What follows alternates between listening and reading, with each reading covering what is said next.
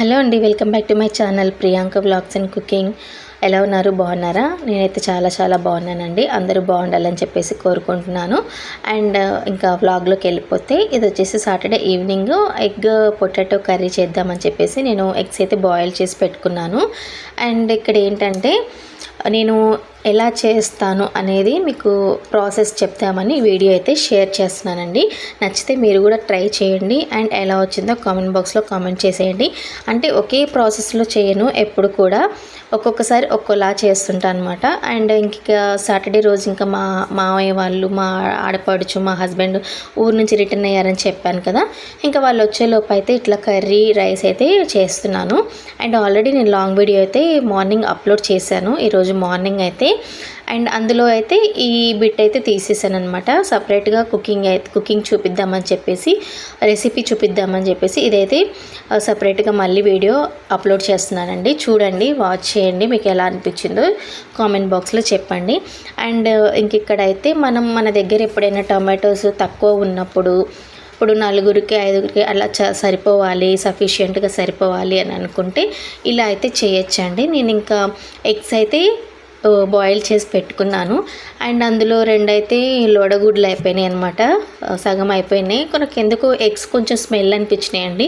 అందుకని చెప్పేసి నేను ఇక్కడ చెక్ చేస్తున్నా స్మెల్ వస్తుందా లేదా అని చెప్పేసి. అంతగా ఏం లేవు, అందుకే టెస్ట్ చేస్తున్నాను అనమాట. ఇంకా పక్కన పెట్టేశాను. ఇంకా రెండిటికి బదులు మళ్ళీ నేను రైస్ పెట్టినాను, మీకు కనిపిస్తుంది కదా. రైస్ అయితే ఆల్రెడీ పెట్టేశాను. అందులో ఒక 3 ఎగ్స్ అయితే పెట్టాను రైస్తో పాటు, అవి కూడా ఉడుకుతాయని చెప్పేసి నీట్గా ఎగ్స్ అయితే వాష్ చేసేసి అందులో వేయచ్చు. అలా అయినా వేసుకోవచ్చండి, మంచిగా ఉడికిపోతాయి ఎగ్స్ కూడా. అండ్ ఇంకెక్కడైతే చెప్తున్నాను కదా, ఇప్పుడు 4, 5గురికి అయితే క్వాంటిటీ మంచిగా సరిపోవాలి అని అనుకుంటే ఇలా అయితే చేయొచ్చు. ముందుగా అయితే నేను టొమాటోలు, పొటాటో, ఆలుగడ్డ అండ్ పచ్చిమిర్చి ఇవి తీసుకొని కట్ చేసుకుంటున్నాను. ఇలా కట్ చేసుకొని చిన్నగా కట్ చేసుకుంటే మంచి గ్రేవీ లాగా వస్తుందండి. అట్లా మన ఎవరి ఇష్టం వచ్చినా వాళ్ళు కట్ చేసుకోవచ్చు. అండ్ నేనైతే ఇలా చిన్నగా కట్ చేస్తున్నాను. కట్ చేసేసుకొని ఇంకా టొమాటోస్తో పాటు ఒక ఆనియన్ కూడా కట్ చేసేసానండి. కట్ చేసి రెడీగా పెట్టేసుకున్నాను. అండ్ ఇంకా ప్రాసెస్ అయితే చూపిస్తాను. ముందు అయితే ఆయిల్ వేసేసుకుంటున్నాను అనమాట, కొంచెం హీట్ అవ్వాలని చెప్పేసి ఆయిల్ వేసేసుకొని ఇంకా అన్నీ రెడీ చేసేసుకుంటున్నాను. అండ్ ఇక్కడ ఫస్ట్ అయితే మనం రెగ్యులర్గా జీలకర్ర ఆవాలు వేస్తుంటాం కదా, అట్లనే వేసేసుకోవాలి. జీలకర్ర ఆవాలు అండ్ వేసుకుంటే పచ్చిపప్పు కూడా వేసుకోవచ్చు. ఇవి కొంచెం ఫ్రై అయిన తర్వాత టమాటో అండ్ ఆనియన్స్, పచ్చిమిర్చి వేసుకోవాలి. ముందైతే పచ్చిమిర్చి, ఆనియన్స్ వేసేసుకొని కొంచెం ఫ్రై చేసుకోవాలండి. కొంచెం బ్రౌన్ కలర్ వచ్చేంత వరకు ఫ్రై చేసేసుకోవాలి. ఎందుకంటే ఆనియన్స్ ఫ్రై అవ్వకపోతే ఇట్లా మెత్తగా తీయగా అనిపిస్తుంది. అందుకని చెప్పేసి ఆనియన్స్ మంచిగా ఫ్రై చేసేసుకోవాలి. ఫ్రై అయిన తర్వాత టొమాటోలు మొత్తం వేసేసుకోవాలి. వేసుకొని పసుపు, ఉప్పు వేసుకొని మూత పెట్టుకొని ఒక 10 నిమిషాలు మీడియం ఫ్లేమ్లో పెట్టామంటే మనకు టొమాటోలు బాగా ఉడికిపోతాయి. అప్పుడు మనము కలుపుకునే విధానాన్ని బట్టి టొమాటోలు మెత్తగా మనకి గ్రేవీ లాగా రావాలనేది ఉంటుందన్నమాట. అందుకని చెప్పేసి నేను ఎలా కలుపుతానో ఒకసారి చూడండి. ఇట్లా మనం స్మాష్ చేసినట్టుగా కలపాలి గంటతోని, అప్పుడు మనకి తొక్కలు లేకుండా నీట్గా గ్రేవీగా ఉడికిపోతుంది.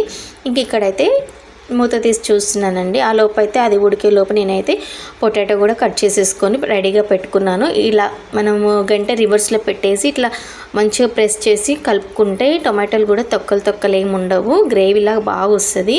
అండ్ ఇక్కడ కలుపుకున్న తర్వాత అక్కడ రైస్లో నేను ఎగ్స్ అయితే వేసి పెట్టాను కదా, ఆ ఎగ్స్ కూడా తీసేసి పీల్ తీసి పక్కన పెట్టేశాను. అండ్ ఇక్కడ సాంబ్రాన్ అయితే ఆల్రెడీ నేను ఇంట్లో పెట్టాను అనమాట. ఆ రోజు ఇంకా తెచ్చి కిచెన్లో పెట్టినా ఎక్కువ పొగ వస్తుందని చెప్పేసి అది ఆర్పేసాను అనమాట. ఆర్పేసి పక్కన వేరే రూమ్లో పెట్టేసి వచ్చాను. అండ్ ఇక్కడైతే టమాటాలు ఉడికిపోయాయి. ఉడికిపోయిన తర్వాత ఆలు వేసేసుకోవాలి. ఆలు మనం ఎక్కువసేపు ఏమీ ఉంచని అవసరం లేదండి, ఒట్టిగా లాస్ట్ వరకు అయితే వెంటనే ఉడికిపోతాయి. ఇప్పుడు వచ్చే ఆలు అయితే అంత గట్టిగా ఏమి ఉండట్లేవు కదా, నీరుగానే ఉంటున్నాయి. అందుకని చెప్పేసి ఆలు వేసేసుకొని ఒక 2 మినిట్స్ అట్లా కలిపేసుకొని కారం వేసేసుకోవాలి.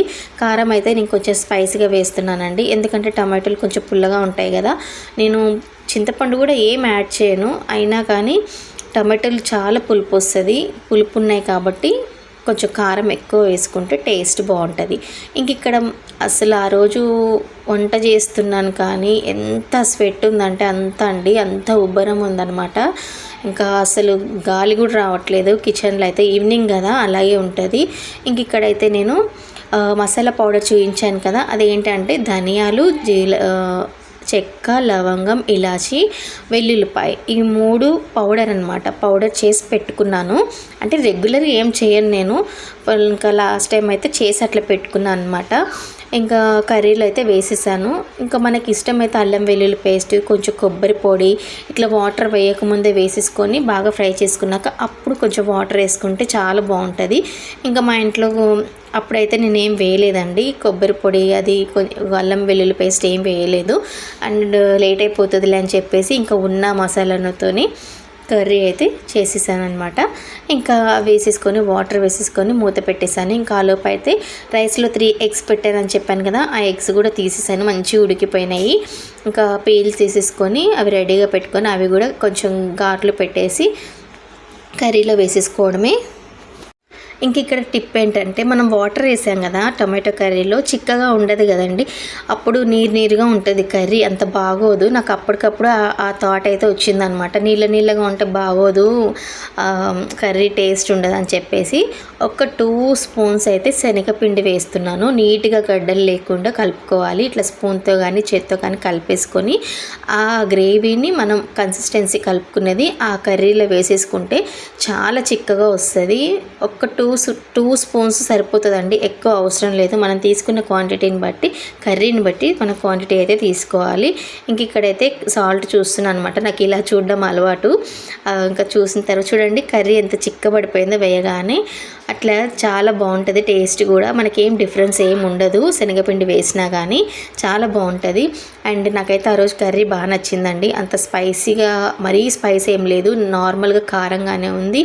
అండ్ మసాలాలు ఏమి వేయకపోయినా ఒక ధనియా పౌడరే కదా నేను వేసాను, అది వేసినా కానీ టేస్ట్ అయితే సూపర్ ఉందన్నమాట. ఇంకా ఆ రోజైతే మా హస్బెండ్ వాళ్ళు వచ్చేసరికి అయితే ఇక రైస్ అవి 2 రెడీ చేసేసాను. ఇట్లా చేసేసాను, వాళ్ళు అయితే వచ్చేసారనమాట.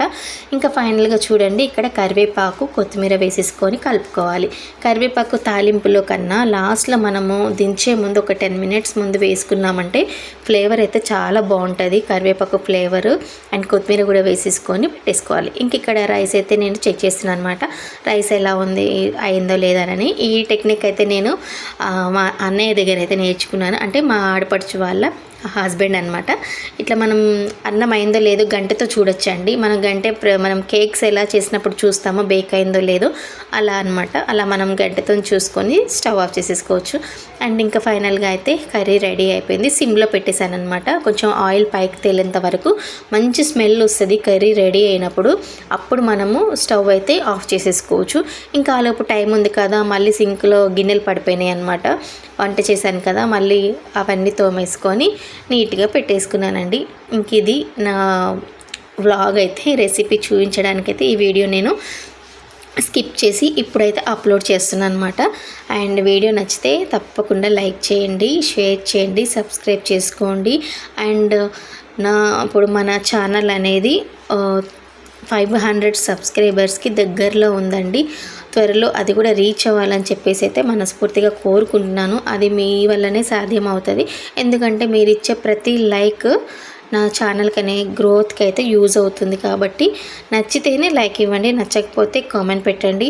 అండ్ ఇంకా ఇప్పటి వరకైతే నా ఛానల్ని సబ్స్క్రైబ్ చేసుకొని వాచ్ చేస్తున్న ప్రతి ఒక్కళ్ళకైతే చాలా చాలా థ్యాంక్ యూ సో మచ్ అండి. అండ్ కొత్తగా న్యూగా సబ్స్క్రైబ్ చేసుకున్న వాళ్ళకు కూడా చాలా చాలా థ్యాంక్ యూ. ఇలాగే సపోర్ట్ చేయండి. నెక్స్ట్ వ్లాగ్తో మళ్ళీ కలుస్తాను. Bye bye.